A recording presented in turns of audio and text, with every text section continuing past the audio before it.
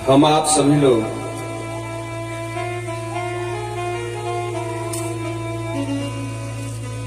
छठे दिन की कथाओं में प्रवेश करने जा रहे हैं।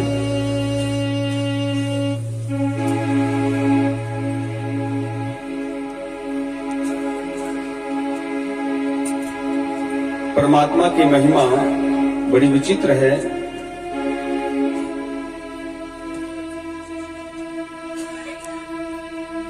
ईशावास्यम इदं सर्वं यत् किंच जगत्यां जगत्तेन त्यक्तेन भुंजिथा मां गृधः तस्य सुद्धनम। ये जो कुछ हम संसार में देख रहे हैं, ये सब कुछ परमात्मा की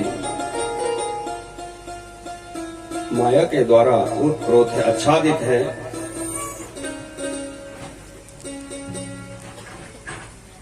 नैमिषारण्य के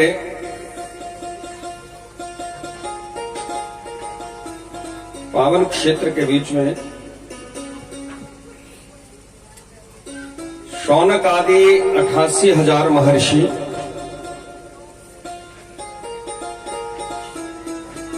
सूत जी महाराज के मुखारविंद से इन दिव्य कथाओं का रसपान कर रहे हैं, इन दिव्य कथाओं को सुन रहे हैं।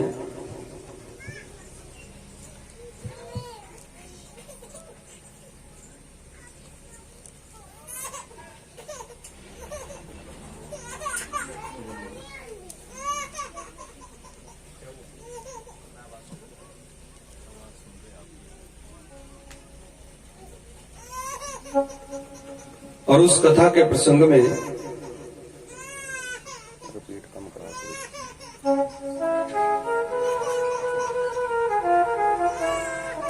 शुकदेव जी महाराज राजा परीक्षित को इन कथाओं को सुना रहे हैं।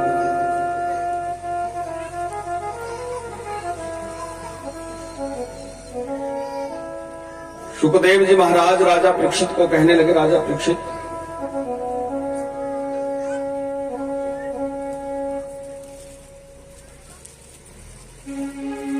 सभी ग्वाल बाल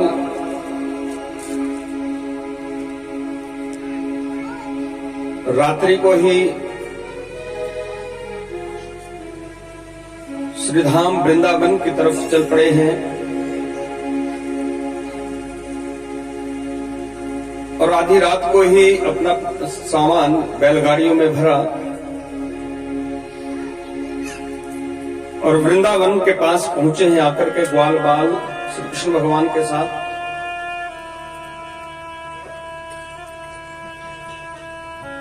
जैसे ही श्रीधाम वृंदावन के पास पहुंचे हैं, आकर के श्री कृष्ण भगवान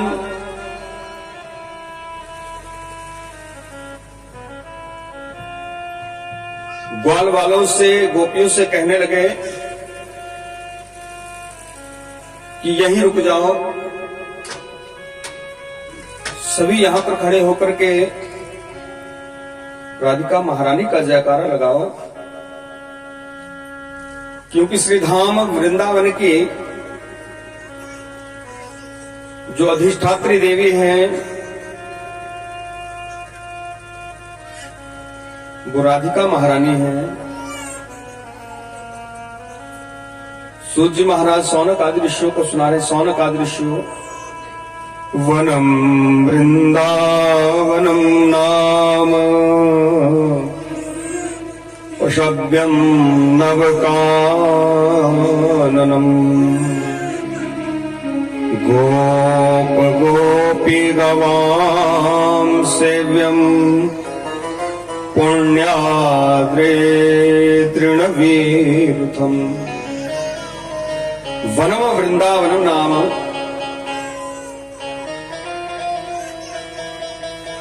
वृंदा का जो वन हुआ, तुलसी का जो वन हुआ, उसे वृंदावन कहा गया। श्रीधाम वृंदावन के बीच में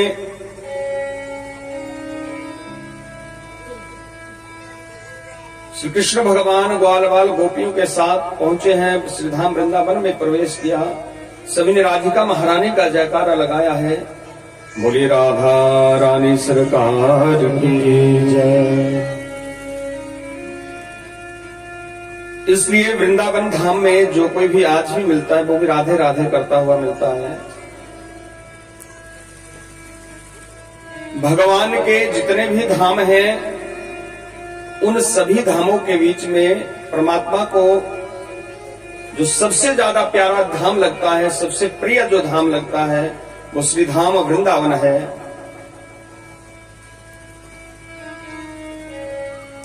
श्री धाम वृंदावन में आज कन्हैया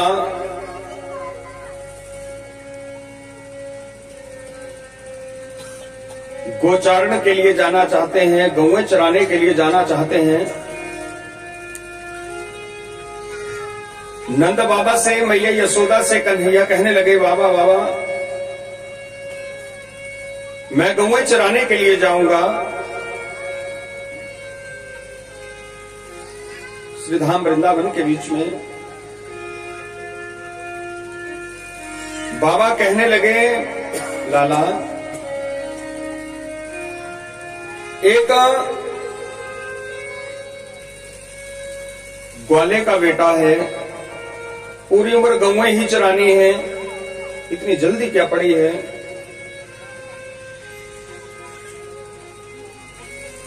अभी तो बेटा छोटा है, थोड़ा बड़ा हो ले।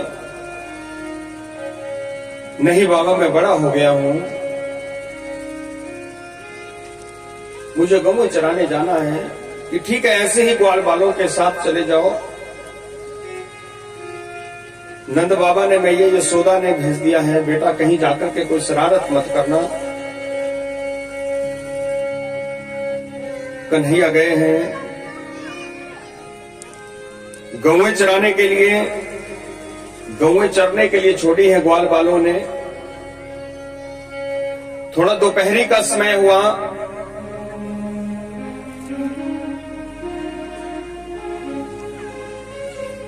सभी ग्वाल बालों ने थोड़ी देर तक आपस में खेल खेल ली।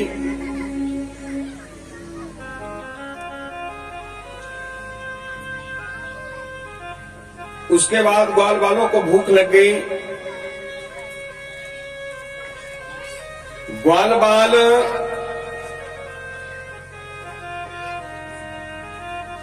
कन्हैया के अंग संग खड़े हुए हैं। अरे लाला अब भूख लग गई। ग्वाल बालों ने अपनी अपनी माखन रोटी निकाली, रोटी के डिब्बे निकाले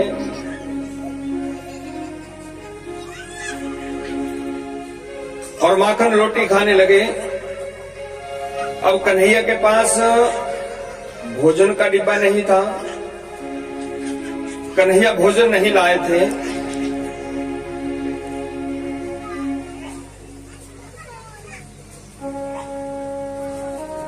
थोड़ी साउंड रखो इसको।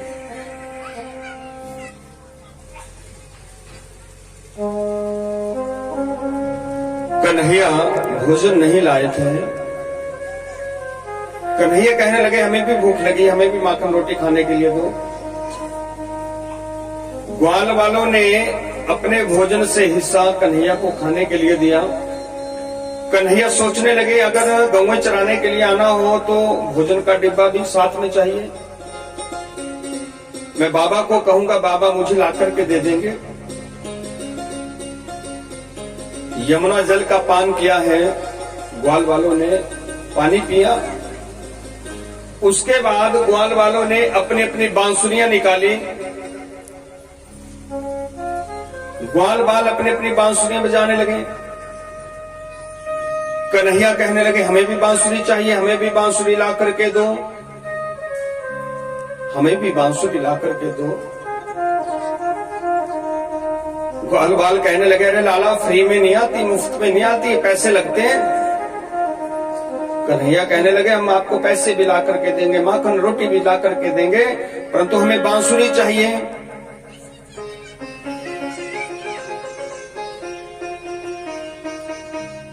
ग्वाल बाल कन्हैया के लिए बांसुरी योग्य बांस ढूंढने के लिए निकल पड़े। सारा जंगल तलाश कर दिया, परंतु बांसुरी के योग्य बांस कहीं भी नहीं मिला। ग्वाल बाल लौट कर क्या गया, अरे लाला आज हमें बांसुरी नहीं मिली, बांसुरी के योग्य कोई बांस प्राप्त नहीं हो रहा है, इसलिए कल तुम्हें बांसुरी ला करके देंगे। नहीं, मुझे आज बांसुरी चाहिए और आज भी अभी चाहिए। अरे लाला तो बांसुरी योग्य बांस तो मिल नहीं रहा है, तो कहां से ला करके दें। कन्हैया कहने लगे, अरे ग्वाल बालू आपने उस बांस में तो देखा ही नहीं, वहां पर जाकर के देखो, वहां तुम्हें जरूर बांसुरी के योग्य बांस मिलेगा। ग्वाल बाल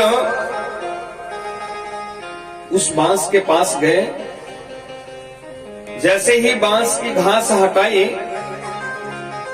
घास के बीच में बनी बनाई एक बांसुरी। अरे अरे अरे कन्हैया, अरे लाला देखो बांसुरी मिली है, बांसुरी मिली है लाला। कन्हैया कहने लगे, मुझे बांसुरी दो। ग्वाल वालों ने कन्हैया को वो बांसुरी दी है। गर्ग संहिता में कथा आती है, ये बांसुरी कौन थी?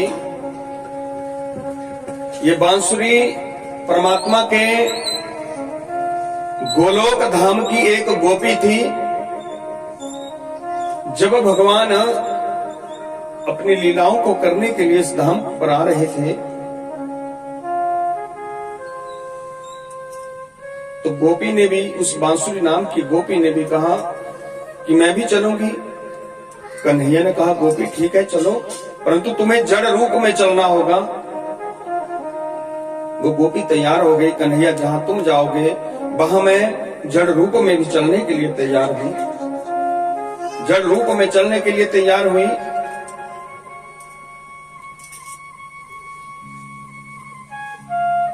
कन्हैया को बांसुरी दी है ग्वाल वालों ने। कन्हैया ने अपने अधरों के ऊपर उस बांसुरी को रखा और बांसुरी बजाने लगे। जैसे ही वेणु का नाद हुआ, जैसे ही बांसुरी बजी, संपूर्ण जड़ चेतन हो गया। कन्हैया की बांसुरी को सुनते ही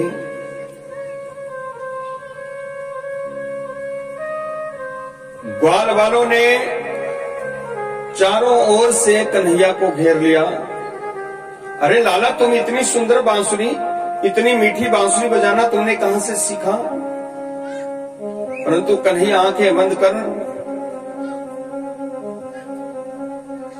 वेणु का नाद कर रहे हैं, बांसुरी को बजा रहे हैं। संपूर्ण जड़ चेतन हो गया।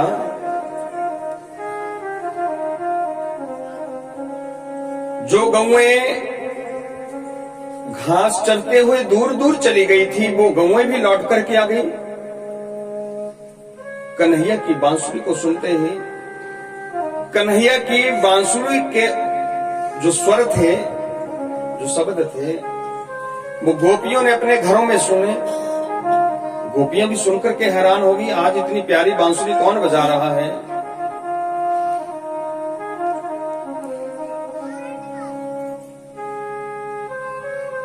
थोड़ी देर के बाद ग्वाल वालों ने दोबारा से पूछा, अरे लाला, ये तो बताओ तुमने बांसुरी बजाना कब सीखा?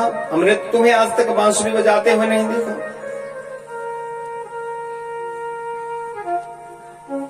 ना ही तुम्हें बांसुरी बजाते हुए सुना हमने कभी। अरे लाला, तुम तो बड़े चालाक निकले, तुम तो बड़ी प्यारी बांसुरी बजाते हो।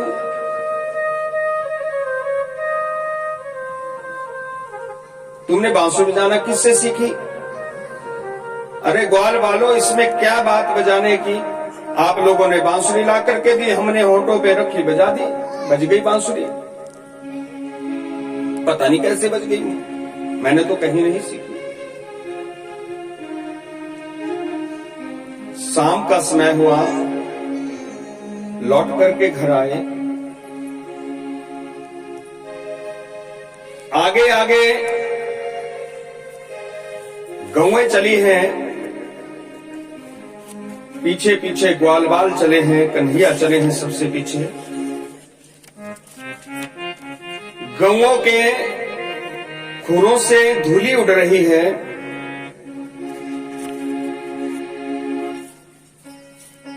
ब्रजरज उड़ रही है, सायंकालीन वेला है, संध्या का समय है, संध्या की लालिमा कन्हैया के मुखमंडल पर पड़ रही है और जो ब्रजरज उड़ी है वो भी कन्हैया के मुखमंडल पर बड़ी सुशोभित हो रही है।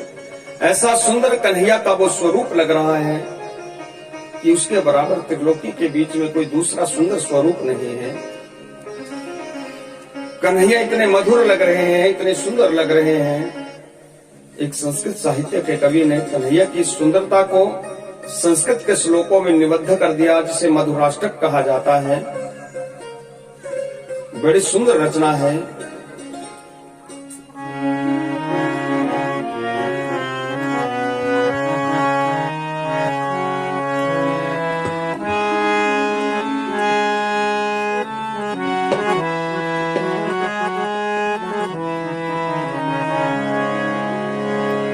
अधरम मधुरम वदनम